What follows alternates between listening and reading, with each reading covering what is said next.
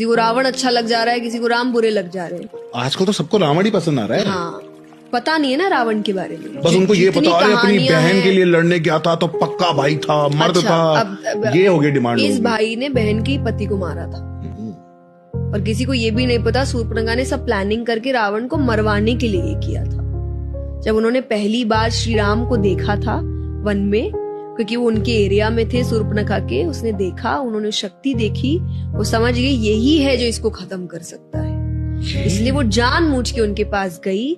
फिर वो सारे कथाएं हुई, फिर वो अपने भाई के पास आई, फिर भाई को भड़काया कि उनके साथ जो पत्नी है वो अति सुंदर है, वो तो लंका की महारानी होनी चाहिए।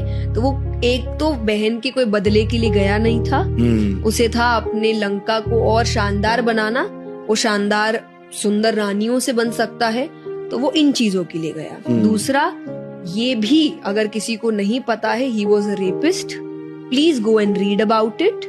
उन्होंने एक अप्सरा का बलात्कार किया था जिनसे उनको श्राप मिला था, जिससे लोग कहते हैं ना कि मुझे रावण जैसा व्यक्ति चाहिए जिसने सीता माँ को हाथ नहीं लगाया। हाँ, आजकल तो यही बोलते हैं ना, क्योंकि वो लगा नहीं सकता था। हाँ। उसको श्राप मिला था कि अगर बिना इच्छा से किसी भी स्त्री को छुआ तो उसके 100 टुकड़े हो जाएंगे। इसीलिए he tried his level best.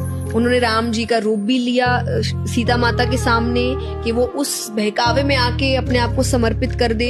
उन्होंने ये भी अफवाह फैलाई कि राम जी तो मर गए हैं युद्ध में, हाँ। कि अब बेचारी हार के अपने आप को समर्पित कर ले, पर अपनी मर्जी से एक बार समर्पित हो गई तो हो गई मेरी। तो ये बातें लोगों को पता नहीं है, पढ़ते नहीं है, तो उनको गलत चीजें सही लगने लग जाती है और सही चीजें, बट देन भी से कलयुग आ रहा है। एक और बात बोलते हैं लोग कि राम जी तो वन में थे, तो वो जब शूर्पणखा आई थी, वो जो हिरण था, हिरण का क्या करने गए थे? शिकार तो करने गए थे। जी नहीं, उन्होंने कहा था मैं अयोध्या लेके जाऊंगी, इतना सुंदर है सीता माता ने। फिर जब वो बहुत देर तक नहीं आया तब राम जी समझ गए थे कि ये हिरण नहीं है, इसीलिए उन्होंने एंड में तीर चलाया, समझने के बाद कि ये हिरण नहीं है, ये कुछ मायावी है।